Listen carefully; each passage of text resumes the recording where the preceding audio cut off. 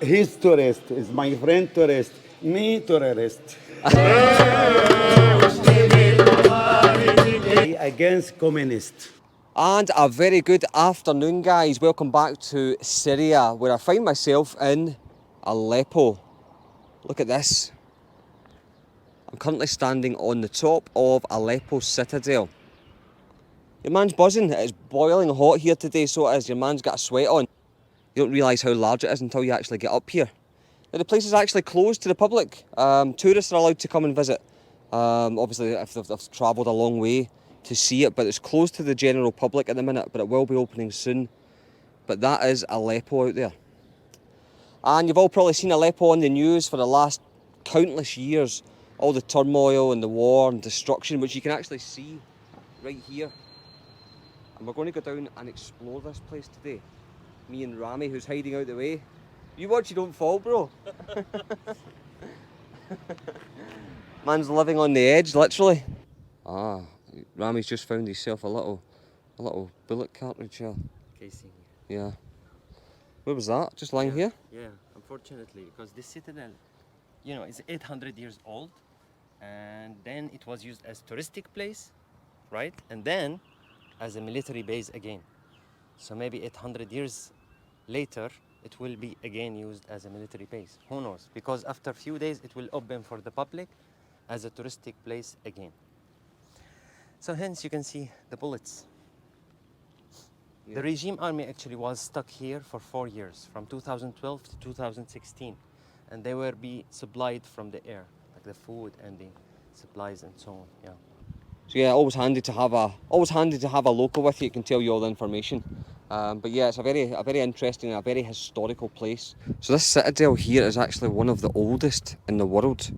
It's been inhabited by many people, including Assyrians, Greeks, Armenians, Romans, Byzantines, the Ottomans, etc, etc. But look at this. So me and Rami are going to quickly explore this place, and then I'll see you when we get to the bottom. Rami's on a finding mission. He's finding more and more. Yeah.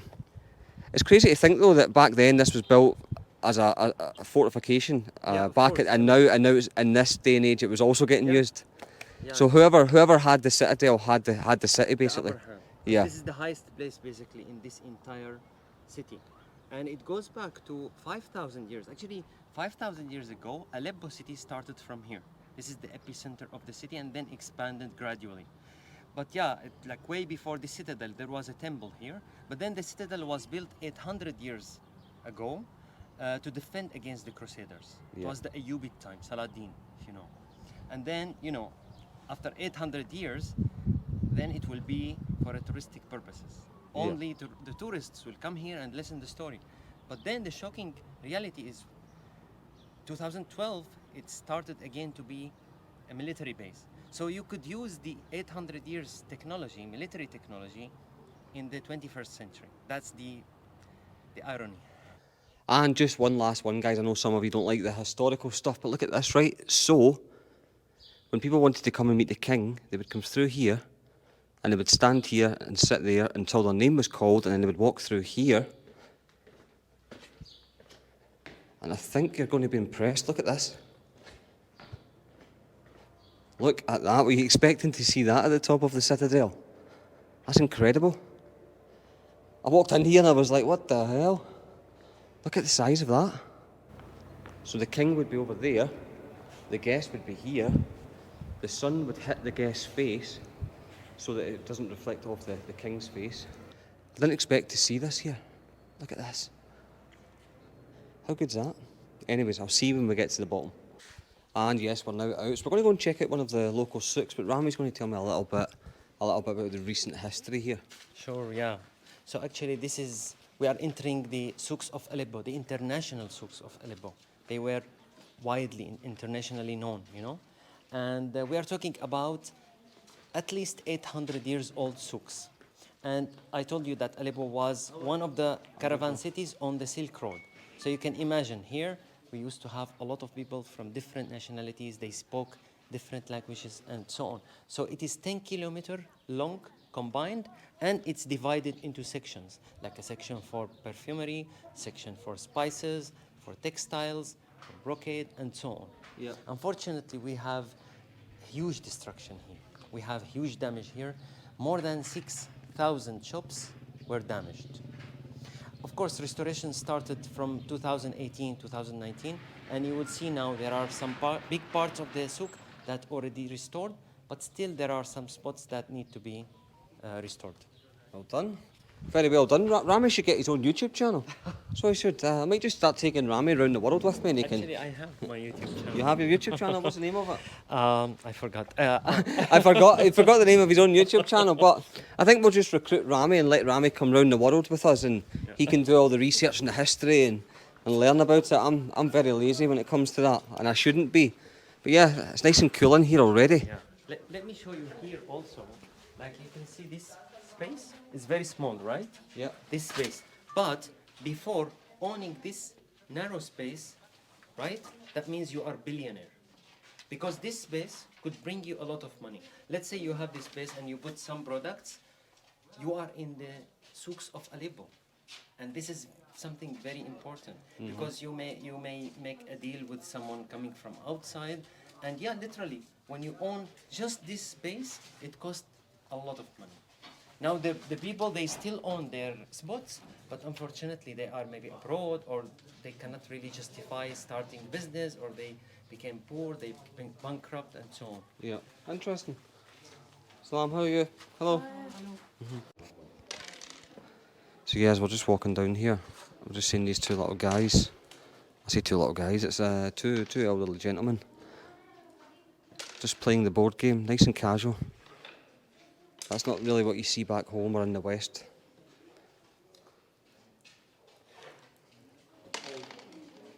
So yeah, it's nice and quiet in here at the minute.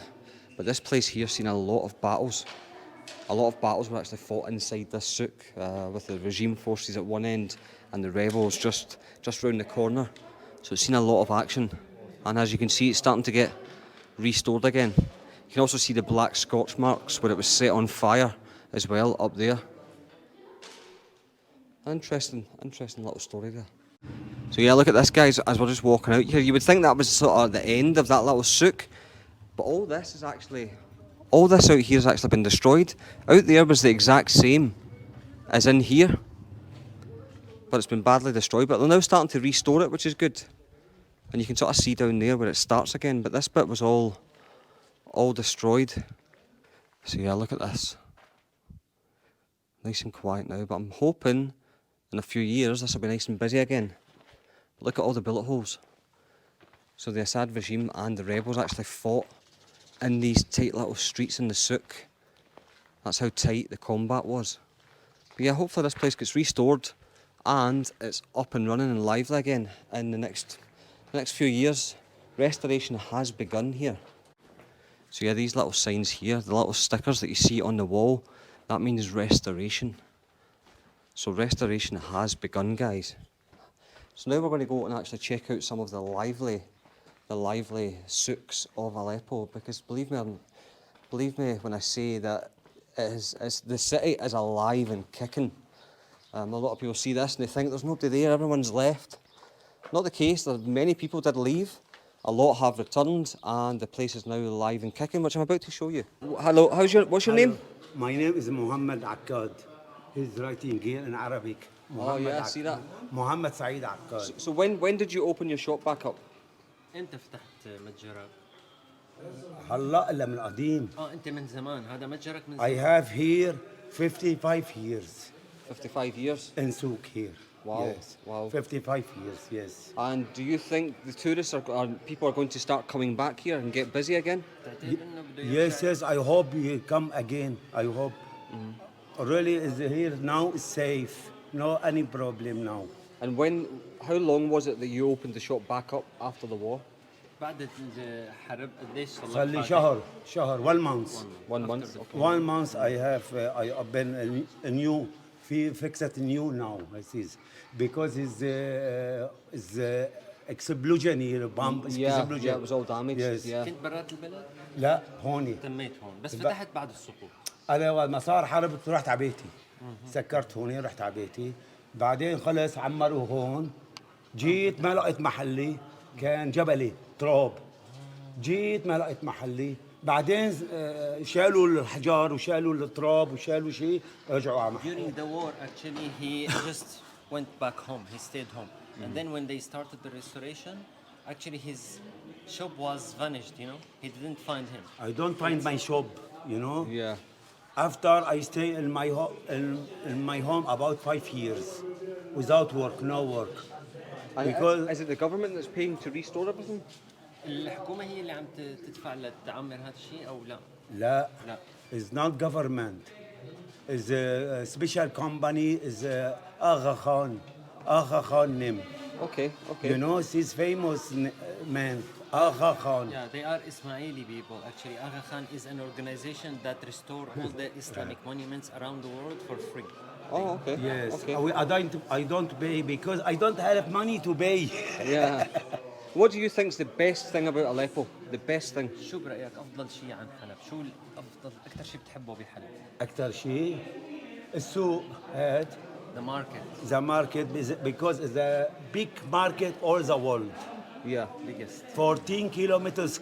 14 kilometer طوله. I said 10. Yeah, he 10. said 14. 14, kilometer combined. 14, Oh, really? 14, It's getting bigger. This market's getting bigger. When he said 10, now it's up at 14. But wow. 14 kilometer. Yeah. 14 kilometer. And the old souk, the world also, Yeah. is 8,000 years old. Wow. Here 8 bombs, برميل. ايش برميل بقولوا؟ Barrel. barrel. You know, explosive barrels. Barrels from plane fell down here. 8 of them fell over there. Wow. 8. Scatters. You know how many barrel fell down here in Syria? How many? 82 82,000 82,000 Wow. 82,000 Wow. دمروا الدنيا. 82,000 fell across Syria. Wow, that's a lot. It's just like traveller. عليه روحي سلامات. He lie on. السلام عليكم مسيون هام. Lie on, but nobody in home. You understand what I mean? Yeah, yeah, yeah. The lights on, Come but here nobody's beside home. That's me. a nice way of saying, you know what? Come take photo beside us. Yeah. Tourist? No, tourist. Tourist? He's tourist. Is my friend tourist. Me tourist. I never said that, by the way. He said I that. don't say that. President Syria, old President Syria said all Syria people is terrorist except him. Good come. Every Yeah. tourist come, Syria come more famous and more rich. Yeah, so Mohammed's saying that the more Europeans that come here, the more they can sort of help with the economy and help the shops and help things get back to normal. So he wants to see more European people here. Also, anybody he come to Syria, he be my guest. Thank you. Good. He's even got the British flag there. This one here, yeah. What a nice guy. But thank you, Mohammed. You're honestly you're a legend. welcome. You're a legend. Europe, except Russia. I don't want Russia. No Russia. Yeah, no Russians. I don't think I've got any Russian followers, so we're all good. I against communist. Yeah. Hello guys, how are you? How are you? I'm very well. How are you? How are you? You speak English? Yes. Yes. What's the best thing about Aleppo? I am Turkish. Oh, you're Turkish? Yes. Whereabouts in Turkey? Which city? Efendim? In Turkey, which city? أنا مدينة بتركيا. İstanbul. Istanbul. Nice. Go to Istanbul? I've been, yeah. Nice. بس ما بيعرف تركي ما بيعرف. YouTube, Ben de yeah. İstanbul. Welcome to Syria. Yeah, like this, right? Welcome to Syria. Wait. على 3 ماشي؟ 1 2 3. Perfect. So yes, what a nice guy he was. It was funny when he said tourist and terrorist. We're talking about how a lot of people think that everyone in Syria is a terrorist. Shout out to this month's sponsor, Swift9. In the fast-moving world of e-commerce, success relies on smart strategies and powerful solutions. That's where Swift9 comes in. With clients all over the world, Swift9 is Pakistan's leading e-commerce powerhouse, helping businesses elevate their sales and maximise returns on ad investments. From tailored marketing strategies to seamless payment solutions, Swift9's expert team is dedicated to growing your business, improving conversions, and scaling for success. Join the global brands already experiencing the Swift9 experience and take your businesses to the next level. So big shout out to Swift9. It is piping hot here in Aleppo, absolutely piping hot. Really busy as well. Sweating, your man's sweating. But yeah, lively, it feels very lively. It's a little bit, how would I describe Aleppo? I've only seen a small part of it so far, but I would say it feels more chaotic than Damascus. I don't mean chaotic in a really bad way, like a Delhi way. I mean that in a sense where there just seems to be more hustle and bustle and more people out enjoying themselves. So far, the vibes that I'm getting in Aleppo are actually pretty chilled, pretty nice. I want to say something. Rami wants to say something. Guys, your man is sweating, but his guy is melting. Your man is sweating. I am indeed. I say that in almost all my videos. Yeah. He's learned that because I've been saying it a million times up there. My guy's singing here. He's the happiest man in Aleppo. He's just walking about singing. So yeah, I've managed to track down the singer, the man that's dressed like the... What is your name? Okay, well we're going to ask him about life here in Aleppo. So the first question is, how is life now compared to a few years ago, and are you seeing a rise in tourism? هلا افتتحت سوريا على بعضها كلها، كانت كل محافظة دولة لحالها، الأرياف كل واحد دولة لحالها. بعد سقوط النظام صار توحد الشعب، افتتاحات، يعني صار انفراجات، يعني في شيء توفرنا أكثر من الماضي مثل المحروقات والخبز. هلا يعني ما شاء الله بالأعياد ما انقطعنا الخبز، توفر يعني الغاز المازوت البنزين صرنا نشوفه بالشوارع. كنا نشوف الجرة كل 90 يوم على البطاقة للأسف. هلا بالشوارع توفر هالشيء، توفر الحمد لله. He said that before we used to be divided, like cities used to be divided, but after the fall of the regime, all the cities came together and we are more unified. Before we lack fuel, we lack even the bread. Now you can see bread, fuel, the essentials of life everywhere. Okay. And what would you say is the best thing about Aleppo? The best thing. What does he like the best about Aleppo? شو أكثر شيء بتحبه بحلب؟ حلب هي القلعة، يعني قلعتنا لوحة وصورة بالأعالي منصورة، عالدنيا شعشع نورة بتضوي ليالي حلب. تسلمي لي أبوس ترابك يا حلب. قلعتنا هي الشامخة الصامدة ربت أجيال ورفضت الاحتلال، عمرها 4000 قبل الميلاد.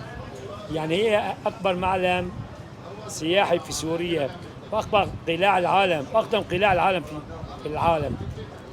He said the Citadel is my favorite. The Citadel is the one I love, and he said a poem praising the Citadel, and he said it is a symbol of resilience and a symbol of withstanding against any occupation, and a lot of generations has witnessed this Citadel. So yeah, we're going to get a bitter coffee now here in Aleppo. I tried it before and it's very, very bitter. So the man's away, he's walking away to organise a bitter coffee for us. So let's give it a go. A bitter coffee here in Aleppo.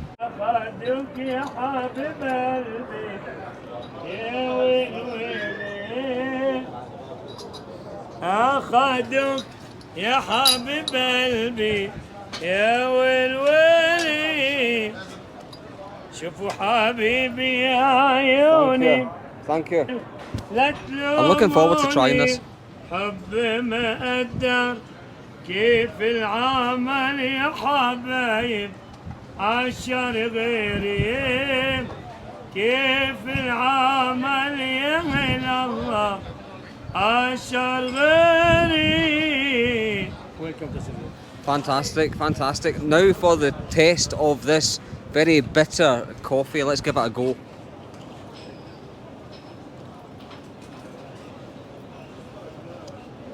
Oh, it's very bitter, isn't it? Very good. Yeah, it's very good.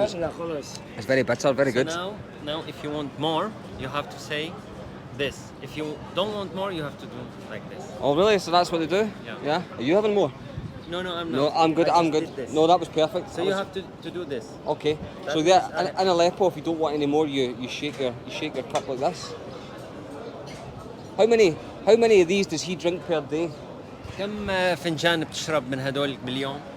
بشرب لي شيء 20 25 فنجان 25. 20, 25. So that's like an espresso.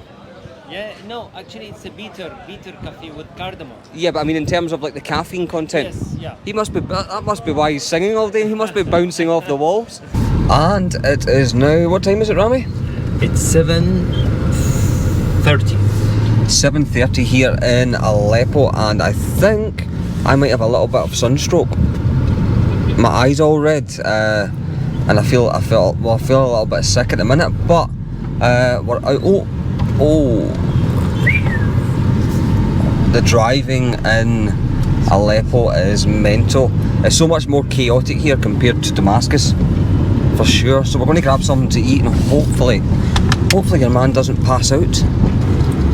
I'm laughing here. So Rami just asked me a question. What was he asked me, Rami? What's with tea? You always promote tea, man. He says I always promote tea because on all my pictures and stuff I put the tea is fantastic. And now I'm tasked with trying to explain what that means to Rami. Where do you start? Right, so obviously the India-Pakistan conflict's very controversial. Exactly. So when one of the Indian pilots was captured in Pakistan, Okay. they served him tea and they asked him how was the tea, and he said the tea was fantastic, and that's sort of where it comes from. Oh, okay. So yeah, it's a bit confusing to explain. I don't think anybody would understand it unless you actually spent a long time in Pakistan. But yeah, the tea is fantastic. You need to say the tea is fantastic. Yeah, as fantastic as this landscape. Yeah. Maybe you can have tea while enjoying this landscape. Yeah, it looks good. So this is Aleppo at night, guys. Oh, HTS little man. So yes, guys, we're now out, and I want to show you this view. Look at this view.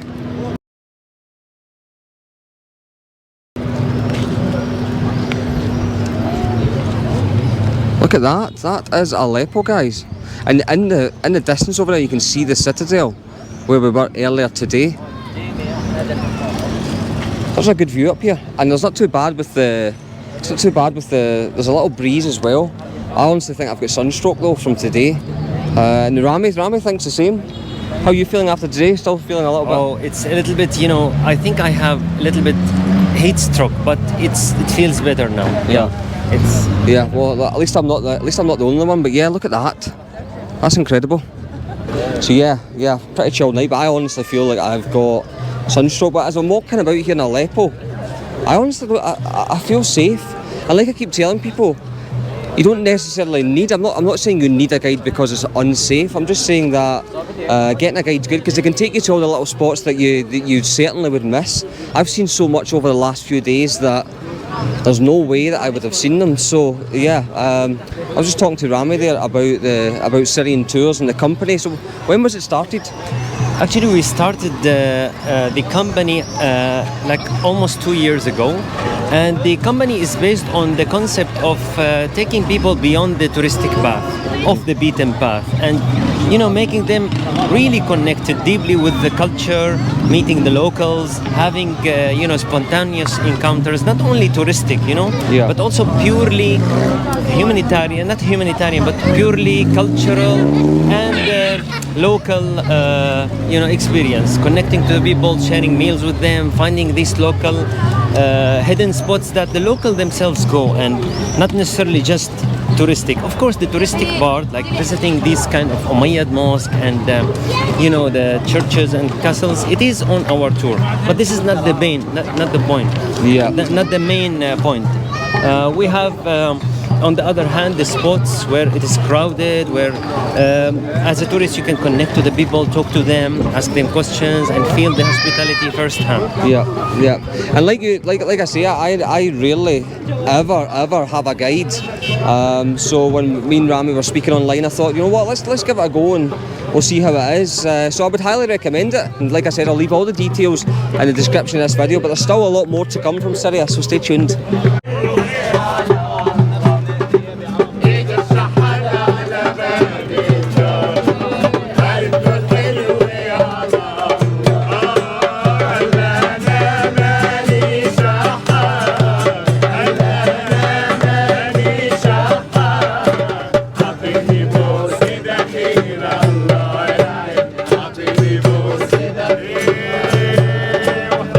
Welcome to Aleppo.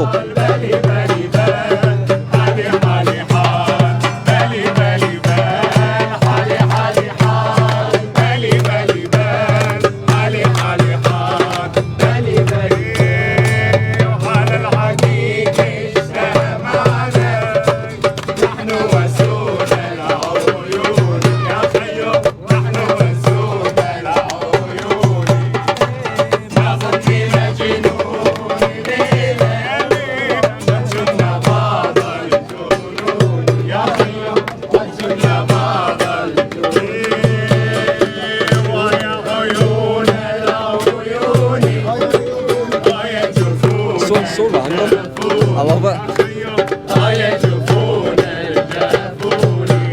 That was really good. That was very unexpected. I wasn't expecting for them to break out into song. But yes, this is Aleppo. This is the city in particular. They say, do not come here. It's so dangerous. You'll be shot dead. All this sort of nonsense. But there's people sitting here rejoicing and singing in the streets. It's amazing what you see with your own eyes rather than seeing it on the news. And we are down from there, so we're just about to fill up the car with some fuel. I'm curious to find out how much it actually is for a litre. 1.1. So 1.1 US dollar per litre. 1.1. Still cheaper than the UK for sure. So yeah, we're in the petrol station, but Rami's also feeling a little bit sick, and so am I. That walking about today, I don't think you realise at the time, but it's not until later and I'm like, wow, I feel very sick. I still feel sick just now, but we're going to hammer out the content anyway. Plus I want to see Aleppo at night. I don't want to sort of just stay in and then leave tomorrow and miss it, so we'll have a little look. My lips are so dry as well. The joys of travelling as a white pasty Scottish Gora. When he asked me about the tea is fantastic thing, I just burst out laughing. The camera wasn't on at the time when he asked, and I just burst out laughing. Yeah, it's hot everywhere. So yeah, so you were saying that you previously you couldn't pay in dollars. Yeah, previously it was fatal mistake to have dollar on you. If they are catching you with dollar, you will be thrown in jail. It was really a crime. But Yeah. here, I mean, we used to have these stations, they are empty. You couldn't really go inside and get your fuel. Yeah, but before the war it was the case. Now it's full of fuel. Every station you go, you will find the fuel very easily. So yes guys, we're now out at Azizia. Not the easiest thing to say as a Scotsman, Azizia.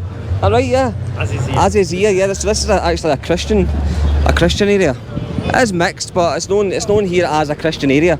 It's pretty lively, pretty busy over there. And we're going to go and grab a very famous dish here in Aleppo, which is the cherry kebab, if we can get one.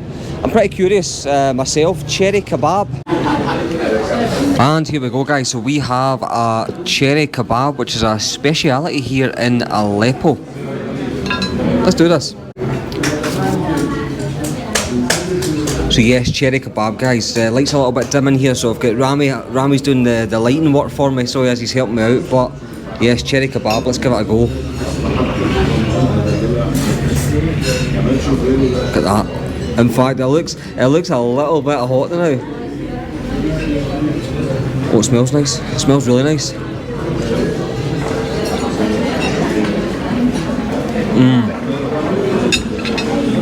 That's good. shouldn't talk with my mouth full. That's really nice. It's not as... I thought it was going to be really cherry. It's not. It's nice. It's nice. I thought it was going to be like extremely cherry, but no. That's really good. You want to give it a taste test? Sure. I mean, you have to also take it with the bread, you know? Yeah. It's kind of like this. قديش كلها؟ أكتر؟ ما في مشكلة حبيبي القلب، بس قد إيه هو؟ عشان أعرف، عشان قد إيه هو؟ هذا 6.5. 6.5. خلص ما في مشكلة.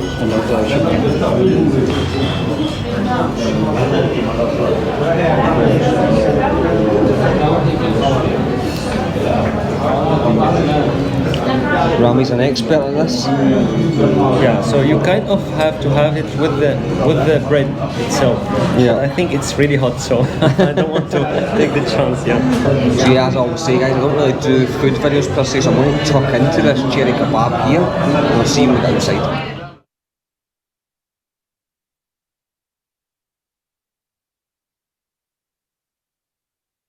And this, I feel sick. I've just had to come back to the room because I feel extremely sick. And I wasn't going to put this on the vlog. I thought, no, I'll just leave it. I could delete the vlog or do another one. I'll show you the reality. I feel extremely sick right now, and I think I'm going to be sick. So I do apologise for a bit of a strange end to this vlog.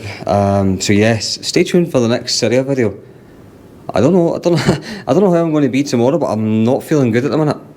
I'm not good.